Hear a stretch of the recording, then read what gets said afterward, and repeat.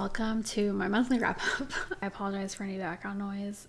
It's hot outside and the air is probably going to be turning on and off. And then our neighbors are having foundation work done, which just feels like I'm looking into our future of needing to have that done for our house. In this video, I'm going to be taking you through the books I read this month, which is June 2025. And I read 8 books. These are the books I own that I read this month, and these are the books I own for now. One of these I'm for sure going to be donating to a local free library, and then one of my 5-star reads I plan to buy a physical copy of. I just have not done it yet. Mainly because it screams special edition to me, and there has not been a special edition made for it, and I am just not comprehending that. So I'm kind of hoping and waiting for a special edition to be made. But we will talk about that when we get to my 5-star category. First up, let's start with my 2-star. Yeah, that's right, 2 stars. Can you believe? I honestly feel kind of bad that I gave this book 2 stars because I thought about giving it 2.5. But at what point does half a star rating matter when it's just like a low star review? So I just committed to the 2-star, and that is The Villa by Rachel Hawkins. I got this for real cheap at Ollie's discount store. I picked up like 4 or 5 hardback thriller books at Ollie's earlier this month, and they were all $4. So altogether they were cheaper than one book, brand new, one hardback brand new from Barnes & Noble. So easy decision. This has been on my thriller TBR for a while because the cover is gorgeous, and this is one of those don't judge a book by its cover instances, because this is not one that I would recommend. But let's dive into it because I did have a good reading experience with this book, even if I wouldn't recommend it. So let's break that down. Before I get into the book itself, the reading experience took me back to my early adult, like mid-20s, when I was subscribed to Book of the Month. And every single month I would pick a thriller, and it was a hardback, and it would come in the mail, and I would read it. And that was like so many great reading memories from that subscription. However, on the other end of that, the majority of the books I read from Book of the Month were like mediocre thrillers. So they weren't my favorites. I did find some really great ones like Riley Sager. I got his debut from Book of the Month, and he's still a favorite thriller author for me. But then a lot of like the other thrillers that I have read are either hit or miss or just flat out like duds. So the experience itself was fantastic because I felt like I was back in my mid-20s reading a mediocre thriller book. And I really enjoyed it. So I feel like mediocre thrillers are kind of my bread and butter. Like, I'm not mad that I read 2 or 3-star thriller book. I think it's technically a suspense. It's not suspenseful, and there's no mystery, and there's nothing thriller or scary about it at all. Do not expect suspense or thriller or any type of mystery or intrigue with this book. It's a dual timeline, and it's the 1970s. The main character of the 1970s timeline eventually make it to a house in Italy for the summer, and then the present day characters, they make it to the villa in Italy for the summer. And so basically the current day main characters find out that the Airbnb listing for the summer is a murder house, and the murder happened in the 70s, and as you can guess, it is whatever went down from the 1970 dual timeline point of view. However, the reader is literally never in the dark about anything. So yeah, I just didn't enjoy any of it. And then there wasn't even a twist. So you as the reader find out when the murder is happening as it's happening and who did it. Best part about this book, and the only part I was semi-interested in and that made me keep reading, was that the 1970s point of view, she ends up writing a horror book called Lilith Rising, and that book is referenced multiple times in this in the current day point of view, and I actually really wanted to read Lilith Rising, not this book. I want to read the horror book that was written. Let's get into my quick takes. 2 out of 5 stars. Language is frequent and strong. Spice is fade to black, and there is also lots of like references to sexual activities and innuendo. And there is also a same-sex attraction orgy type thing, and now we're getting into the content, and the content is infidelity, open relationship. I mean, like, we're in the 70s. It is literally sex, drugs, and rock and roll. Orgy, past death of infant, murder. It is a murder mystery. Well, mystery, it's not a mystery, it's just a murder book. Drugs and same-sex attraction. Cute cover. Don't read it. The end. This book was a highly anticipated read of mine. This is The Huntress by Carrie Cotton, and this is book 1. It is currently a 4-book series. I kind of just want to read my review, and like, I don't want to embellish on anything. But my heart in reading this was I really wanted to like this book, because I have seen so much hype for this book and this series, but now after reading it and giving it a 3-star review, which I didn't like it, maybe you would type thing, I do not plan to keep reading this series. So I'm just gonna read my review, or else I'm gonna just keep rattling on. So I said at the end of the day, I just couldn't get past some of the world building, the writing style, which my biggest thing with the writing, I will say, is there was literally no dialogue. The majority of the dialogue in the first half of the book was like a yes or a no, and everything that was being communicated to the reader was happening with the character's inner thoughts. And I had some plot issues as well. Not every book is for every reader, and this one was not for me. If you've been interested in this book, I would still say give it a chance. If you like historical medieval romance, strong faith themes, enemies to lovers, and a redemption arc, you will most likely enjoy this book. So let's get into my quick takes really quick and wrap this one up. Quick takes are 3 out of 5 stars. Language is none. Spice is kisses only. And content is themes of war, murder, and killing. Kicking off my 4-star category, and that is Mammoth by Brian McBride. This was my book club pick this month. This is a 4-book completed series, indie author, available on Kindle Unlimited. This is like a gritty, like real gritty teen adventure, like action thriller type adventure thriller. It has parts of like Indiana Jones and the Goonies, and kind of like some Holes stuff going on, like just a little bit.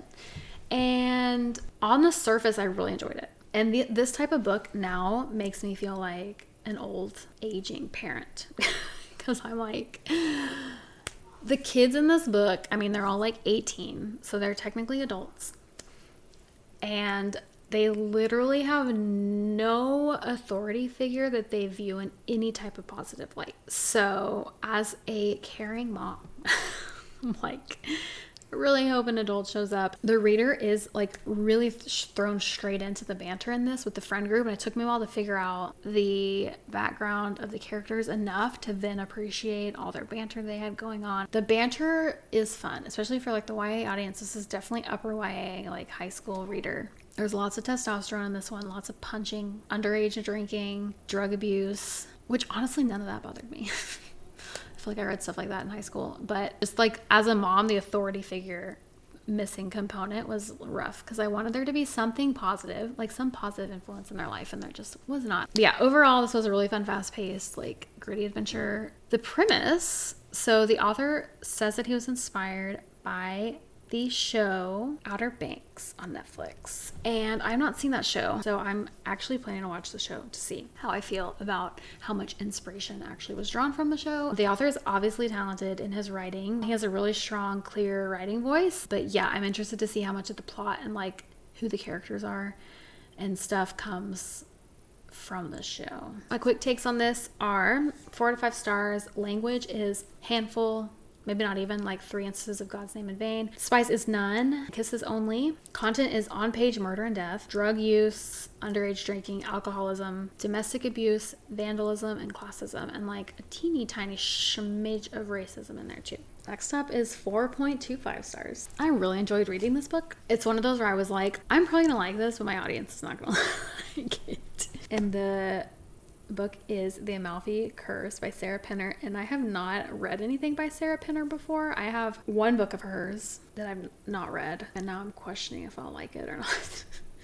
It's probably more intense than the one I just read. But The Amalfi Curse by Sarah Pinner is like a magical realism type book, and it is set in the Amalfi Coast in Italy in the summer, and I did not realize it. There are witches and witchcraft involved. My big thing with witches and witchcraft is it religious? Like a super religious coven cult spiritual thing? And the lore of these witches specifically in this book were that they came from the Greek sirens, which I love Greek mythology. They are specifically sea witches, so they just like say spells to the water and it controls the currents and that type of thing. So they were very limited in their power. They weren't worshiping anything or that type of thing. So it didn't bother me. And I studied abroad in Italy, and I lived in Florence for 4 months. And so I just really love Italy. And so spending some time on the Amalfi Coast with this book was just really enjoyable for the summer. And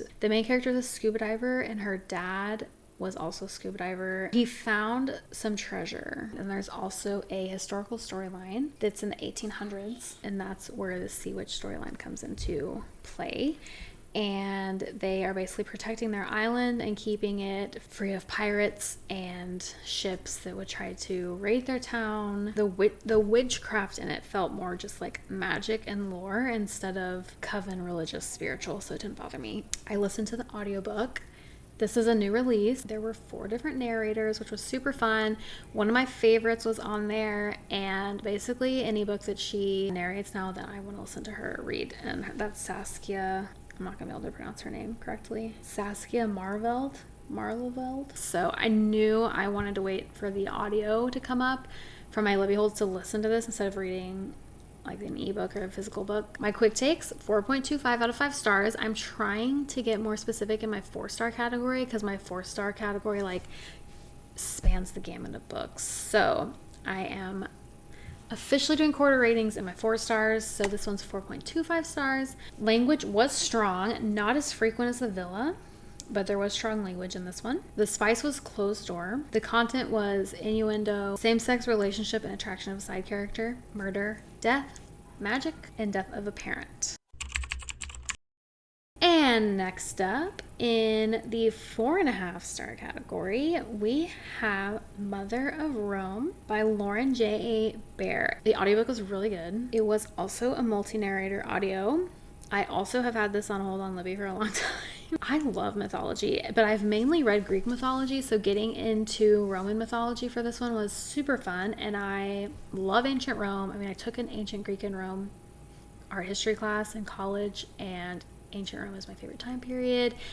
And so I know the lore leading up to Rome, like that it was 2 brothers raised by wolves settled the 7 hills that Rome is on. Like, I knew absolutely nothing about the story of Romulus and Remus's mother. So that is what this book is about. It's about her, and gosh, what a tragedy. I mean, mythology's rough. There's all kinds of content considerations. I have quite a few listed out in my review, and I don't even think I'm sure I forgot some things. Loved the beginning and the end of this one. In the middle, there's some stuff but with like being a mom that just personally, the first part of it, I was like, this is, yes, love the writing style, love how transportive it is, and you really get caught up in the lyricism of the writing. That middle part, once she has her babies, and like actually being a mom myself was so hard for me to read, and I just had to take a break. And then when I jumped back in,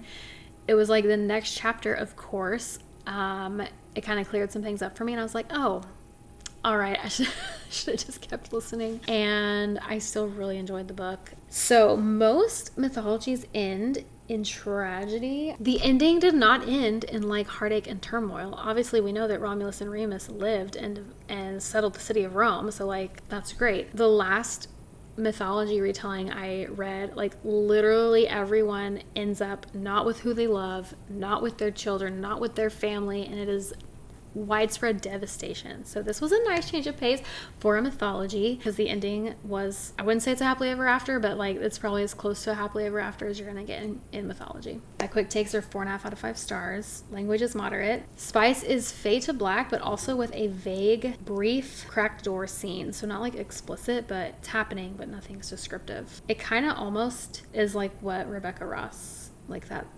level. If you've read Rebecca Ross, it felt a lot like her, like the cracked door, the brief cracked door scenes that she has too. Content, and again, I probably forgot some. I wasn't taking notes as I was reading. It's just what I remembered when I was writing my review. So the content considerations that I listed for this one, and I'm just going to read them off: premarital sex, pagan rituals, themes of war and violence, murder, miscarriage, death of family members. Those were all the content considerations. Again, if you've read any type of mythological retelling, you know to expect basically all of those in almost any of them. Another 4.5 star, and this was so cute. Actually, I have been thinking about bumping this up, but we're just gonna leave it at 4.5 stars for simplicity's sake, and that is Love Unmasked by Becky Dean. And I have not read any of her books before, but I want to, and I want to own them because I want my girls to read them when they are in high school. It's so cute. They are YA, like true YA romance, and the kids' ages in this book were high school seniors. It's like 17, 18, and they go to Venice for a spring break trip with their class and a couple other schools, but it's specifically for like an art/architecture class. The main character specifically, so all you bookish fantasy readers,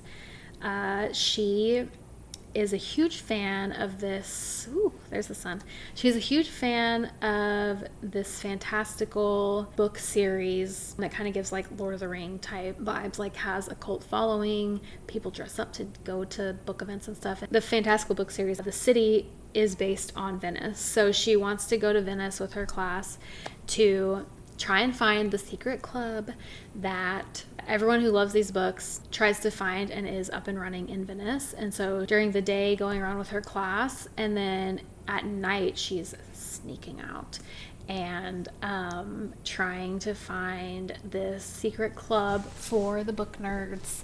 But none of her friends know that she likes these books. And so there's this whole like theme of how much value do I put in what people think of me, and what do I want to do with my life, because I'm about to graduate. I don't even know what I like, what I want to do. I mean, hello, relatable. I still feel that way, and I definitely felt that way in high school. And this made me think of the Lizzie McGuire movie so much, because she is in the Lizzie McGuire movie, she's with her friends and like class in Rome, but then she's also trying to sneak out of the hotel and go be the rock pop star. So yeah, I just really loved all of this. I plan to buy this book, and I plan to read the rest of Becky Dean's books because I've heard that they're all really cute. Again, true YA, so if you have teen high school readers, like absolutely would recommend. This is a no language, no spice romance, and it was just so cute. It was so cute. Cannot say enough great things. Might actually be bumping up the star rating on this because I feel like I'm gushing about this book right now.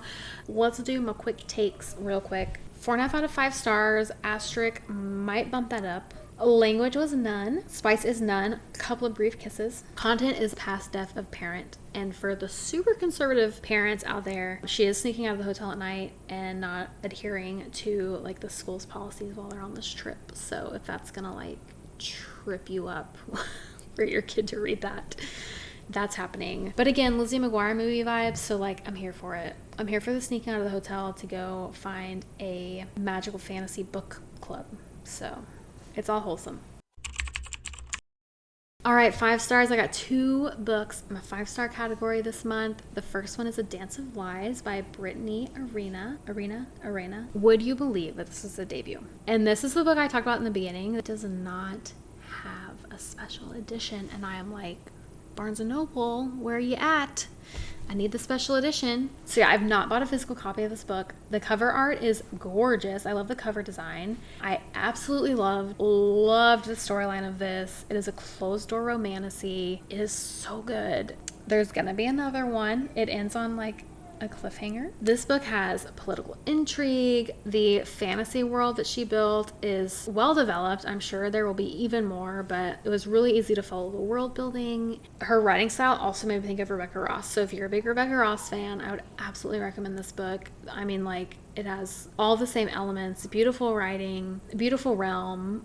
I mean, I just really loved everything about it. Also, what was fun about this, the main character is a dancer, and she gets imprisoned, and when she comes out of prison it becomes like a chronic illness rep, and so she can't dance like she used to, and she ends up being, I mean, like, she's fighting for her life and stuff, but she's not, like, this is not a Selena Sardothian moment. Like, she's not an assassin killer. She is like outwitting and outmaneuvering and out politicking everyone else, and it was a really refreshing twist to like the normal female main character that you see now that can like throw knives and fight and stuff and kill all the bad guys. So I really liked the route that she went with her female main character. I read this as an ARC on NetGalley, but it did release this month in June, so it is available, and I've seen it in stores, and I picked it up and held it, and I thought, I want to buy this book to put on my bookshelves, but this book is seriously screaming for a special edition. So if no one capitalizes on that, it is their loss and ours, because I think it would make a beautiful special edition copy. Let's get into my quick takes. 5 out of 5 stars. Language is mild. Spice is none. It's kisses only. Content is imprisonment, death, murder, misogyny, light themes of same-sex attraction, and chronic illness rep. And finally, my 5 stars.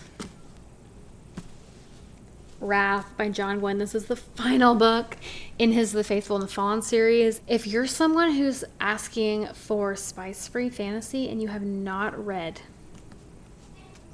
this series, I can't help you. Like, this is it. It's this 4-book completed epic fantasy series, no spice, moderate language, like medieval type time period with a teeny hint of magic. I mean, character depth, redemption arc, it's just all there. It's got all of it. But yeah, I highly recommend this book. I'm not going to blab about it anymore. Just yes. All of this is a yes. My quick takes are 5 out of 5 stars. Language is moderate. Spice is none or closed door. Content is very graphic violence. Themes of war, murder, and death. Those are my reviews on all 8 books I read this month. Thank you for watching and listening. If you have not already, you can click on my face right here and subscribe to my YouTube channel. And you can also check out this video right here. As always, and until next time, I hope that all of your reads are 5 stars.